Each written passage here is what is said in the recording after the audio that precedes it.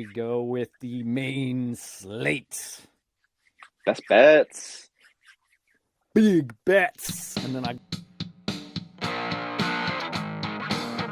welcome in to Bull versus Bear. Take it away. So for this week, my first best bet, and I'm not crazy, I swear, but I'm taking the Bears +7 against the 49ers. Whoa. I know, it sounds strange. So the first thing I look at, talking them down so much. That's what I find so strange. But that's great because I am a proponent of the Bears stepping up this year. So wow, talk me through this. okay, so the first thing I take a look at with any bet is I take a look at how many people are on which side and then what percentage of the money is on that side. You generally want to fade the public and follow the money. So with this slate, you've got 35% of the betting public betting on the Bears. So that means 65% are betting on the 49ers. However, 67% of the money is on the Bears +7. So there's some big time bettors putting big money down on the Bears that changes this public money versus, big money. So, and here's the other thing. The only thing that worries me about this is that the line has pretty much stayed stable. So as all this money has come in, the casinos, the sports books haven't felt threatened enough to move the line to compensate for all that money coming in. So that means that value is still there. Yeah. But the casinos are pretty, they think they know what's going to happen in this game. And I'm not so convinced. So another article that came out by Action Network that I really enjoyed reading was they had a slew of 60% plus bets, which means bets that have been cashing or strategies that have been cashing 60% plus percent of the time. Mm-hmm. And that was underdogs week 1 after a 4-6 game winning season the previous year. And it's pretty much the Bears in a nutshell. They are a huge underdog, but they've, again, this week 1, they've been winning at a 60% rate. So if you bet $100 100 times, you're going to be making 60 plus 100. But so as far as going through this game, why I think the Bears have a good chance is that Lance is unexperienced. He has thrown 370 passes since high school. He's really adapting to the NFL still. I don't think he has his legs under him yet. I think it's going to take him a few games to really, get up to speed. And it might be a trope. It might be an overdone saying, but I don't think he's up to NFL speed yet.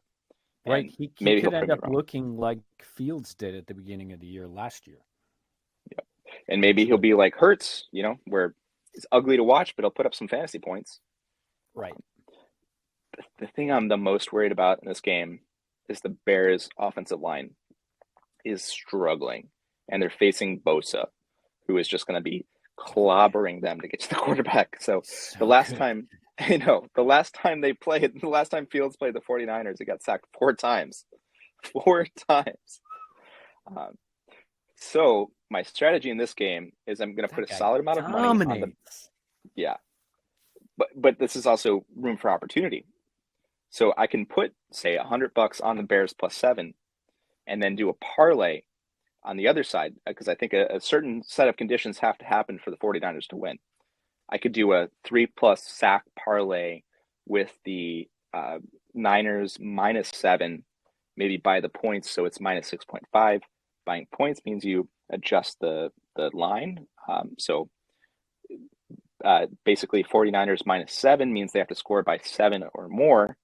If they score by only 7, it's just even money. You don't get anything. But if you buy the points, which means taking a lower multiple of your winning, so instead of like 1-1, it would be 10-8. So you buy the points, get it down to 6.5. So if they win by just a touchdown, you're still cashing.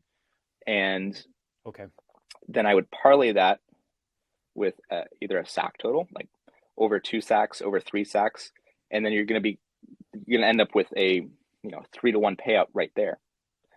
Tell us what parlay means Isn't So that a parlaying, term that pirates use? yes, when they're talking to other people.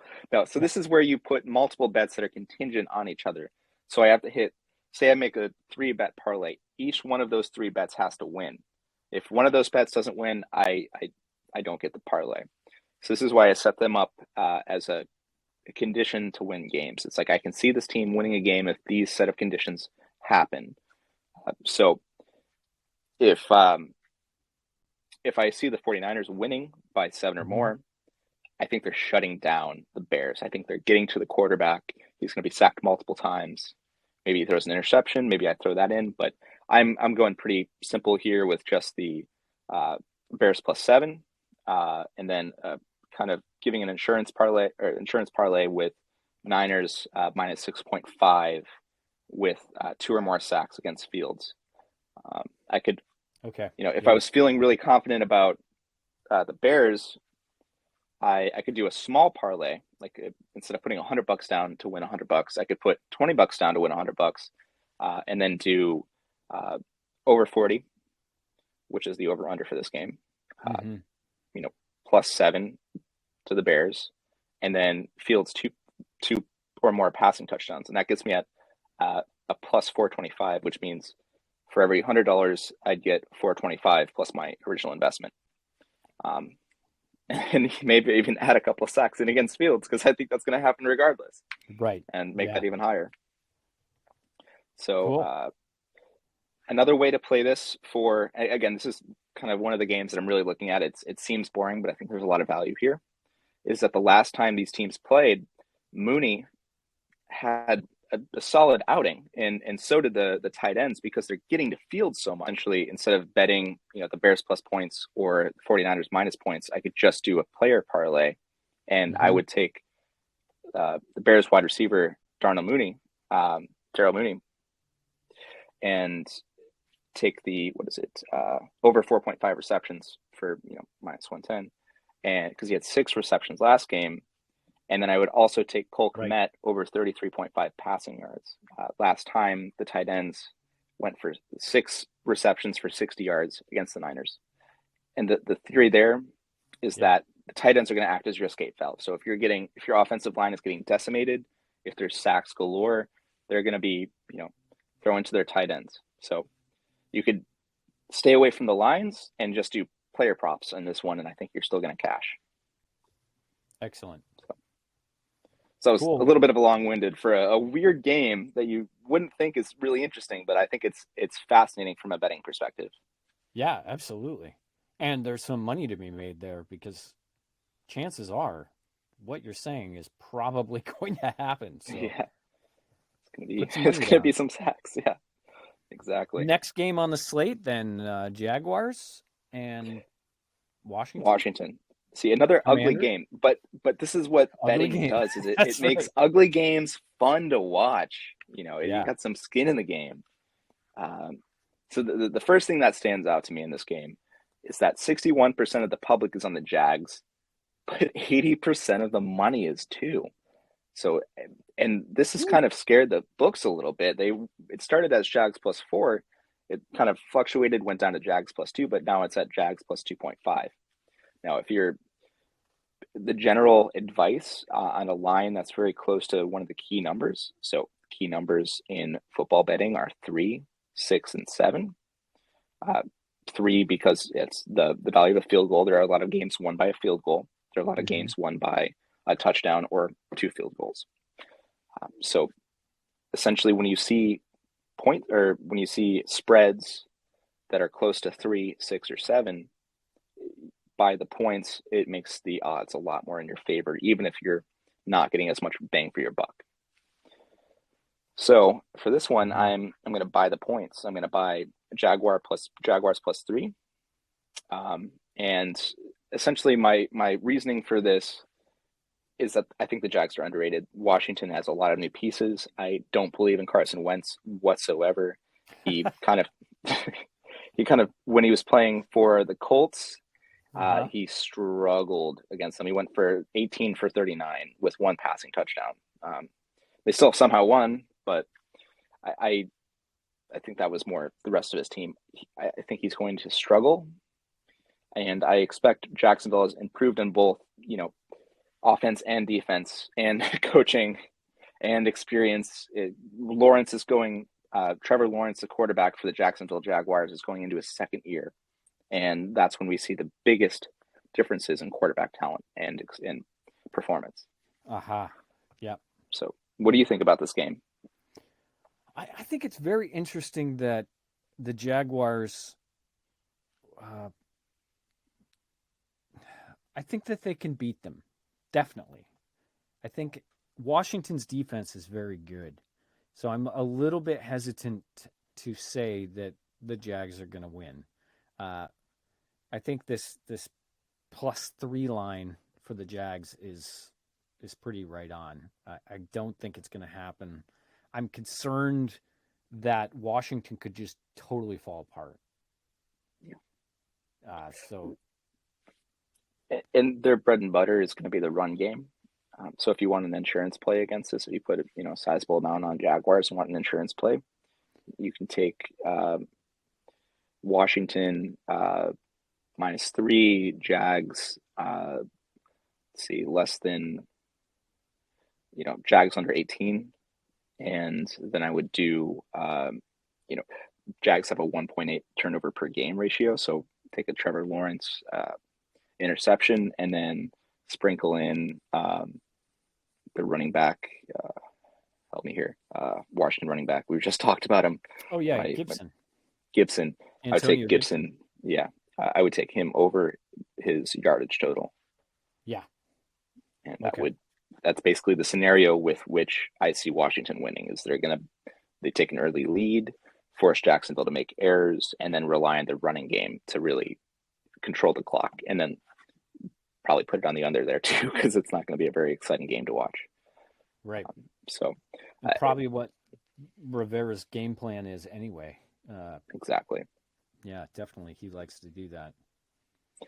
And honestly, since Wentz doesn't really like throwing the ball to the running back, they're going to, his yardage is going to be rushing yardage. It's not going to be this dual sense, which makes it easier to bet on rushing yards.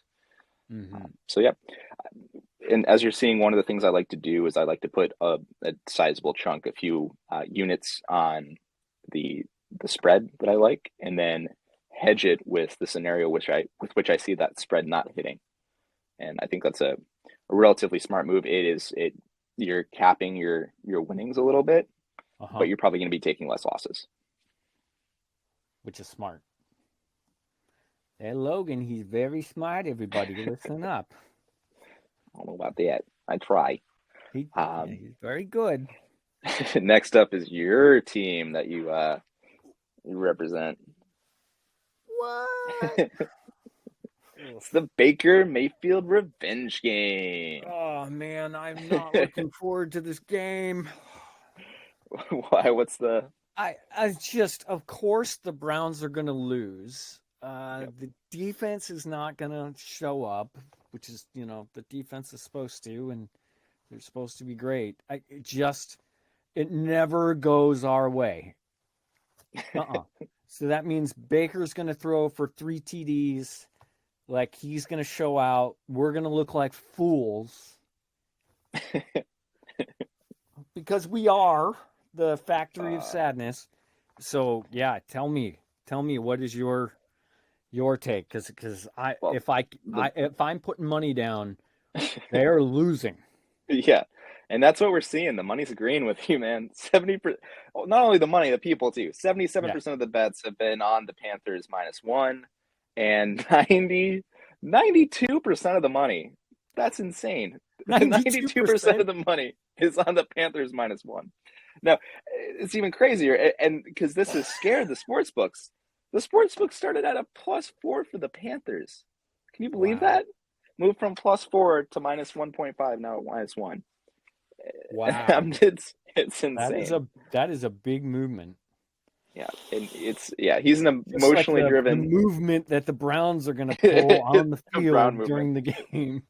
It's going to be a Brown movement, all right. Toilet flush. Yeah. And say for some reason I'm afraid the Browns actually win in this game.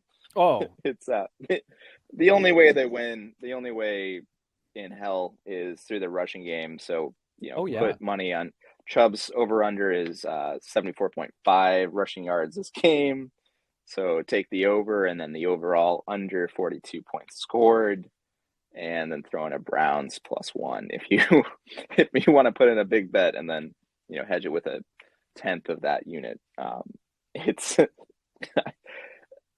I think this I is going mean, to be a slam dunk. it could be a close game. It could be very close, and our brand new kicker, who we took like 6th round or something, comes in and kicks it for a surprise win. Like it's possible, but It happens every week in the NFL, that's for sure.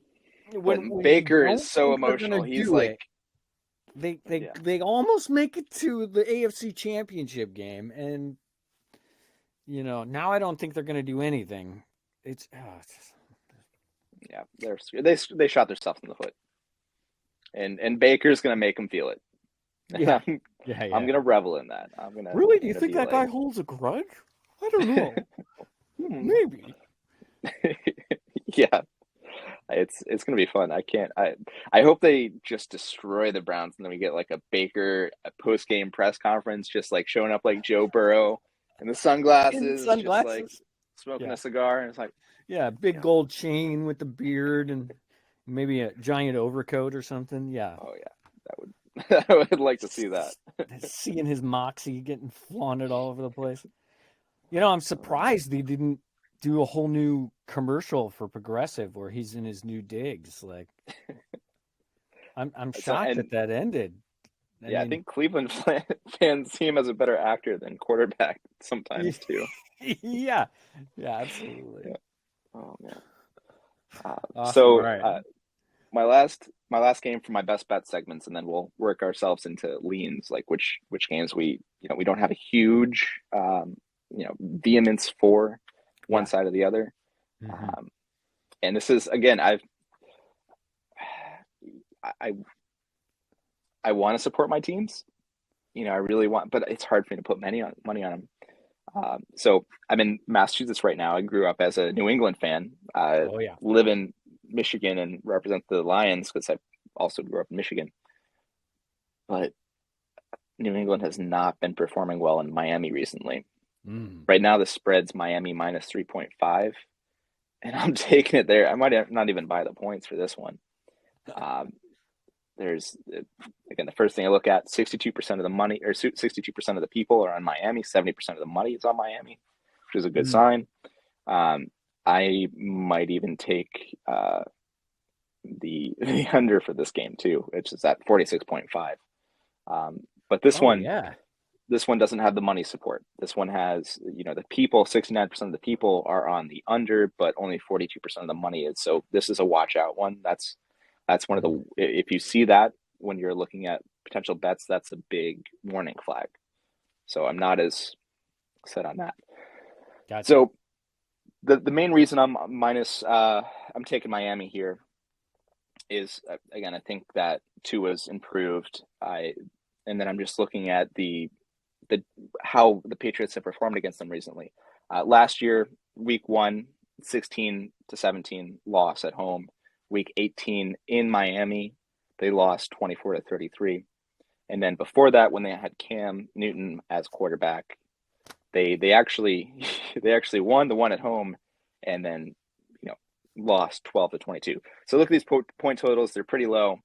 I think that there's something to be said for playing in Miami. It's going to be 90 degrees, 72% humidity. It's going to be, Ooh. it's going to be hot and humid. Yeah. Uh, my gut always wants to give Bill Belichick the benefit of the doubt, but the cornerback play is not going to be as good as last year. I think that their defense is going to take a little bit of time to really get up to speed. Their offense is very reliant on the running game. So Hmm. these are the things that are really making me favor the under. Again, the only reason I'm not putting more money on that is because just the sharp money isn't on it either. So maybe Right. they're thinking Tua is going to go off, and Tua's got more weapons. Even if Waddle's out, he's got Tyreek Hill against cornerbacks who he's going to completely destroy. Don't get me wrong, Tyreek Hill is going to destroy the Pats cornerbacks. Yeah. Dead stop. Right. That's what's going to happen. You were saying that a couple months ago when we talked about this game, you were saying that they're going to try to take out Tua because New England always tries to take out that one guy. And to me, that one guy is Tyreek Hill. Yeah. But you're saying if they get to Tua, then every other guy on that team is going to suffer. So therefore, that's how they can win. So what they're going to try to do is they're going to double cover Tyreek Hill. Obviously, which they're ain't going to gonna put a cornerback work. and a safety, and he's going to will find a not way. work. No, he's just a next level talent. Even if they do that, then you've got Waddle. If Waddle is healthy, it's game over. And I expect them to start working in Gesicki if Waddle's not healthy. Cedric Wilson is their wide receiver 3, who's very serviceable. He had a great year with the Cowboys last year. He showed, he really stepped up. Mm-hmm. So I think Cedric Wilson is pretty underrated. I think he's a lot better than people give him credit for. So even if Waddle's out, fantasy relevant, like I should be putting him on my redraft team. I mean, I've got him in best ball. I picked him up in a lot of best ball leagues. I with Waddle and Tyreek Hill in front of him, it's going to be tough. If Waddle's for him to out, be maybe, for him to be a relevant top 30 wide receiver, Miami would have to be just an air raid offense, and they're not the Bills, they're not the Cardinals. I don't think Tua's that kind of quarterback. He's not a Patrick Mahomes. Tua's more of an accurate, not as much of a downfield passer. So we'll see. But I'm reluctantly taking Miami minus 3.5. I think if New England does win this game, it's off. I would do the New England +3, and then I would take the Damian Harris to score a touchdown, and just do a small hedge that way. Ooh, Damian. Yeah, he's the better goal line back. I know they've been doing a trade-off. The general way committees have been run is you have somebody who specializes in the ground and pound, keep it on the ground. They can burst through the offensive line, really get that tough yardage, really get that 10 to end zone work where they have that. But the way we've seen the Patriots doing it has been Ramondre Stevens comes in for a set, he plays the entire set until they score, turn the ball over. Then Damian Harris comes in, and they basically have been trading out like that. So, maybe do a Damian, or maybe do a Ramondre Stevens, because I'm sure you're going to be getting a better line for your return on touchdown scoring. So, right. Yeah, maybe that's where the value is. Actually, I think that's a good point, because they haven't just been using Damian Harris at the end zone, even though he had 15 touchdowns last year, which is pretty incredible. Yeah. But that could come down to 9 or 8 or 7, and Ramondre could go up from, what do you have, 6, 7?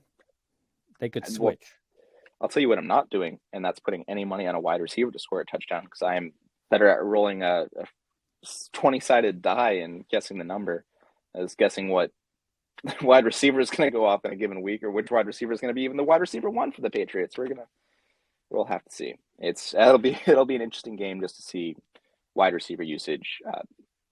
Henry has another decent chance of scoring a touchdown if the Patriots win, but I think this is like a 1-2 touchdown game for the Pats. I think that's their average. I don't see them getting 3 or 4 touchdowns. So right on. So yeah. All right. Well, any more thoughts on that, or shall we move to our leads? Let's go to our next segment, leads.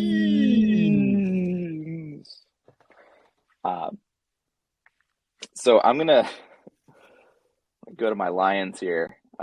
Again, I love my Lions, but I gotta take the Eagles -4. And I'm going against the people and the money on this one. So I know it's the 48% of the people are on the Lions, 61% of the money is on the Lions. I think it's a Hard Knocks bump. Yeah, I think it's the Hard Knocks bump. It must be. It must be. Yeah. I think the Eagles are going to win this. Last year, you know what the score was when they played? 44-6. It wasn't close. Now they have AJ Brown. They've just improved. That's a The Eagles are blowout. probably, yeah, the Eagles have one of the most improved, I'd say, all-around teams in the league, especially on offense. I mean, AJ Brown is a huge boon. Their offensive line was struggling last year. Finally, got to be one of the best offensive lines for running, and they had a really solid running game. Now they've got AJ Brown, Right. established O line. I He's a think they huge can pass man the as ball more. well as a huge boon. Yeah, exactly. So yeah, I'm leaning the Eagles here as much as it breaks my heart. I just think that's where the smart money's at. Yep. What Dollar any bills, thoughts? y'all. Dollar Yeah. bills. Um, let's see. I've got a nice little parlay here for the Colts and Texans. Mm, Again, Texans maybe an improved team, but last year right.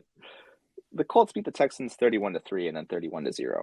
Now they've got Matt Ryan, so there's a little bit of a different chemistry going on. But in those two games, Taylor, their running back, Taylor went 145 yards for two tutties, Woo. and in the next game, 143 yards for two tutties. Oh, So yeah. you He's can see about where to I'm lay going down the here. law, bro. He's Yeah. coming Yeah. into town. So I'd be crazy here and Those are take some beatdowns. yeah, I take Colts -7 by the points there.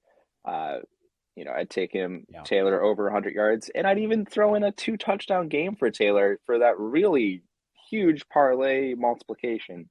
And probably doesn't hit, but last two times it's hit, so Boom. maybe it's a third. Yeah.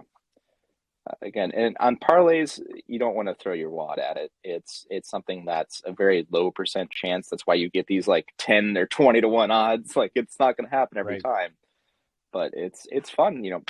Throw $5 down on a line, and you can end up with 100 if you get the right plays. You end up with 50, and yeah, I really Yeah. enjoy parlays. A lot of bettors will steer you away from them because they're such low odds. But if you really get that right game strip, get those right correlations, I think they can be very lucrative, and they're just fun. So if you're betting to really make money, I don't think you should be doing that. It's more of an entertainment thing, and Right. hopefully you make money, but you shouldn't count on making money. But You I'd want to like to give make us money. your third and final lean?